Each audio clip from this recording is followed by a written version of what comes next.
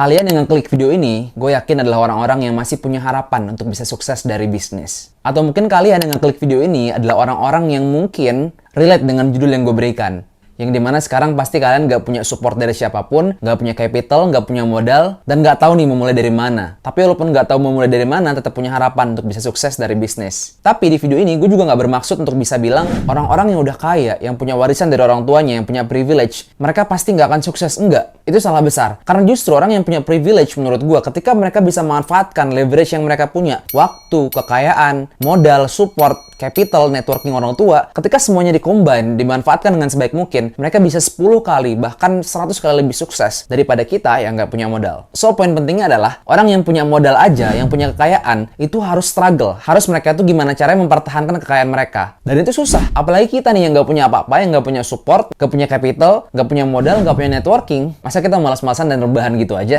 So, kita harus semangat untuk bangun itu semua dari awal dan sukses dari bisnis. Nah, sebelum gue masuk ke poin pembahasan, gue membuka data laporan dari WealthX 2021, sekitar 68% miliarder di dunia adalah orang-orang yang self-made. Self-made ini artinya orang-orang yang membangun atau membuat kekayaannya sendiri. Ya simpelnya mereka tuh dari nol, nggak punya warisan, nggak punya harta kekayaan sebelumnya, dan nggak diwarisi networking ataupun capital dari orang tuanya. Dan hanya 7% dari miliarder di dunia adalah orang-orang yang dapat harta warisan lalu dimanfaatkan untuk bisa sukses dari bisnis. Dan sisanya 25%-nya adalah orang-orang kelas menengah yang dapat warisan juga, tapi dia juga banyak struggle-nya dan punya proses-proses yang cukup sama dengan orang-orang yang mulai dari nol. So dari data ini kita bisa belajar bahwasanya kebanyakan dari triliuner bahkan miliarder di dunia adalah orang-orang yang self-made, bangun kekayaannya sendiri, adalah orang-orang yang first generation. Jadi kalau misal di bisnis, itu kalau misalnya ada bisnis keluarga yang dimana diwariskan kepada anaknya langsung, itu adalah generasi kedua. Diwariskan lagi kepada cucunya adalah generasi ketiga. So banyak sekali rumor-rumor yang beredar, bahkan data-data yang bilang bahwasanya kebanyakan bisnis itu hancur di generasi kedua atau generasi ketiga. Karena tidak ada edukasi yang baik, yang tepat, dan juga tidak bisa memberikan nilai-nilai atau value yang seharusnya dipegang, atau prinsip yang dipegang kepada generasi-generasi setelahnya untuk bisa punya mental seperti generasi pertama. Dan kenapa 68% ini adalah self-made atau generasi pertama? Karena generasi pertama ini adalah orang-orang yang bangun dari nol, nggak punya capital, nggak punya networking, dan nggak punya lain sebagainya, yang akhirnya mereka ke-trigger, do or die, kerjakan atau mati. Kalau gue nggak kerjain ini, gue mati. Kalau gue nggak kerjain ini, gue nggak bisa makan. Nah, prinsip seperti itu mendorong kita, mendorong orang-orang yang first generation, yang ngebangun kekayaan dari awal, untuk bisa lebih cepat, untuk bisa lebih gesit, untuk agile dalam bekerja, untuk bisa lebih survive dalam keadaan apapun. Jadi keadaannya gimana pun, dia akan tetap gas, tancap gas, dan nggak mau pelan-pelan. Mereka maunya cepat, gesit, untuk bisa capai mimpi yang mereka inginkan. Alhasil, orang-orang yang first generation ini bisa dapat kesuksesan yang mereka inginkan dengan keberanian mereka. So, sebelum gue sampein poin-poinnya, gue akan sampein 4 poin yang bikin first generation ini sukses dan bisa menjadi 68% orang yang gue bilang menjadi triliuner di dunia. Gue mau sampaikan ke kalian bahwasanya kesuksesan datang kepada orang yang berani. Keberanian itu nggak semua orang punya. Dan keberanian atau mental entrepreneurship itu dibangun dan dipupuk dari nol. Dibangun dan dipupuk dari kalian merintis sesuatu. So, kalau misalkan ngerasa gengsi, takut ngambil keputusan, takut ngambil tindakan, takut ngambil resiko besar, itu sejatinya musuh terbesar kalian. Dan itu ada di mana? Ada di diri kalian. Waktu itu gue pernah datang, gue random banget teman-teman, ke suatu jualan kebab. Ada orang yang lagi jualan kebab, mungkin dia bosnya, yang dimana dia bilang di situ, dia lagi marahin karyawannya. Dia bilang, lu jangan pernah kalah sama diri lu sendiri. Lu jangan kalah sama pikiran lu sendiri. Gue sebagai orang yang belanja, denger gitu ya tiba-tiba. Gue ngerasa kayak, gila ini gue nggak tahu dari mana, tamparan buat gue, yang dimana bikin gue,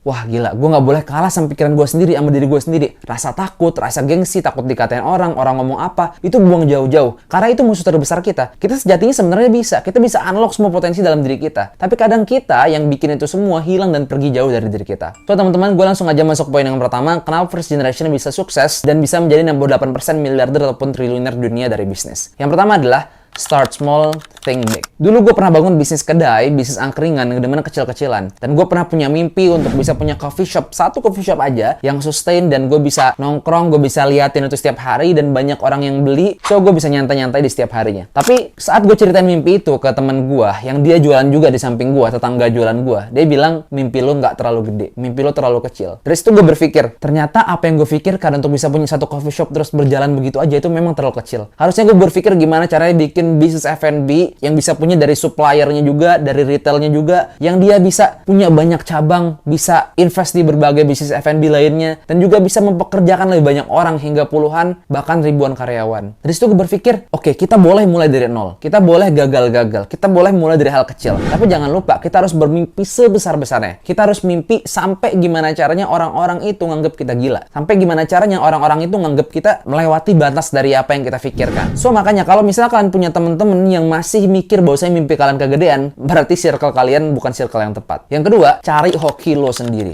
Nah, hoki ini atau keberuntungan ini datang kepada orang yang punya kesempatan, lalu memanfaatkan kemampuan yang dia punya, lalu menyelami momentum yang ada. Kalau misalnya kita flashback ke 2021, pada masa COVID-19 teman-teman, itu banyak banget peluang-peluang bisa di-unlock. Artinya akan ada banyak orang-orang miskin baru dan banyak orang kaya baru saat COVID-19. Hingga menjadi orang kaya baru. Pandemi juga mencetak miliarder baru dunia. Orang-orang kaya baru ini siapa? Orang-orang kaya baru adalah orang-orang yang memanfaatkan momentum pada COVID-19. Dia memanfaatkan antara 3 hal. Kalau gue bisa simpulin dari sisi gue ya, disclaimer ya. Yang pertama adalah jualan online, kedua adalah investasi saham, dan yang ketiga adalah investasi di cryptocurrency. Orang yang bisa memanfaatkan 3 hal ini pada saat COVID-19 adalah orang-orang yang akan dapat masa keemasannya atau bisa dapat momentum yang pas di bisnis. Karena gini, bisnis atau investasi atau kekayaan itu dibangun berdasarkan momentum. Kalau kita masuk momentum yang tepat, kalau kita masuk di timing yang tepat, maka kita akan dapat apa yang kita inginkan. Makanya kita lihat betapa banyaknya orang kaya baru yang dapat momentum yang tepat, so dia bisa jadi seperti sekarang, sebesar ini, dan sesukses sekarang. Yang ketiga, networking sama orang baru.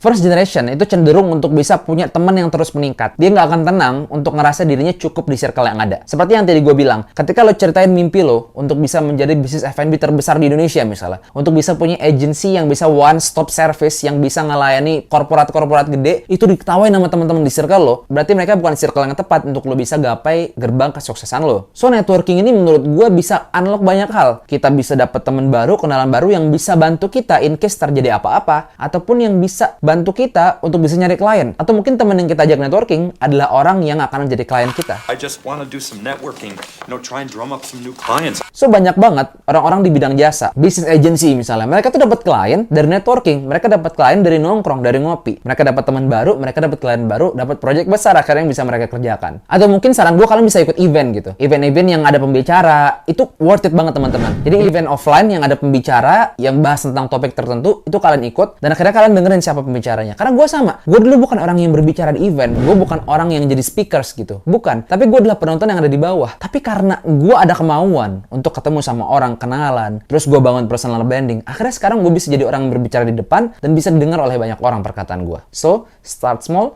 think big, dan mulai networking lo. Yang keempat adalah tutup mata dan tutup telinga. First generation yang sukses biasanya bukan orang yang FOMO. Mereka adalah orang yang nggak lihat kanan kiri. Mereka fokus. Mereka pakai kacamata di kanan dan kiri mereka. Mereka tutup semua ajakan-ajakan yang tidak berguna untuk mereka. Nongkrong-nongkrong yang nggak jelas, yang nggak menghasilkan. Pekerjaan-pekerjaan yang sudah tidak sesuai dengan apa yang ditujukan. Dan mereka biasanya punya satu tujuan, satu goals yang benar-benar mereka tuju. Gue pernah ngobrol sama salah satu pengusaha yang sukses banget. Yang dia tuh di bidang tekstil dan juga banyak souvenir-souvenir lain yang dia jual juga. Artinya di bidang souvenir juga, yang dimana dia tuh dulu awalnya jualan di Tanah Abang dan akhirnya sekarang udah punya toko-toko ataupun store yang ekspansinya udah sampai ke luar negeri. Dulu dia adalah orang yang mulai dari nol. Gue ngobrol sama dia adalah orang yang taat ibadah, rajin kerja juga, ikhtiarnya kenceng. Dan gue ngerasa setelah gue denger cerita dia, yang paling penting yang dia pesan ke gue adalah tutup mata dan tutup telinga. Artinya apa? Ketika lo mau sesuatu yang nggak terlalu penting, lo tahan. Ketika lo mau ikut temen lo yang ngerjain hal yang nggak penting, lo tahan. Lo fokus ke apa yang lo tuju. Kalau misalnya dia bilang YOLO gitu, you only live once, lo cuma hidup sekali, cobain semua hal, enggak. Yang harus lo pikirkan adalah gimana caranya lo bisa bahagiakan kedua orang tua lo, dan gimana caranya lo bisa punya anak yang bisa sekolah dengan baik, dan lo punya istri yang bisa nggak pusing soal kebutuhan sehari-hari. So, stop jadi orang yang lupa diri sama masa depan dan mulai mimpi lo sekarang. Gue harap kalian bisa cerna semua perkataan gue ini dengan baik, dan ini semua based on experience gue, dan disclaimer, ini semua pendapat gue pribadi. So, kalau misalnya kalian suka sama video ini, jangan lupa like, comment, share, dan juga subscribe. Dan kalau misalnya kalian punya topik-topik yang mau dibahas atau judul-judul YouTube yang akan gue bahas ke depannya, kalian bisa tulis aja di kolom komentar, nanti gue akan bikin videonya. And bye-bye, see you guys in the next video.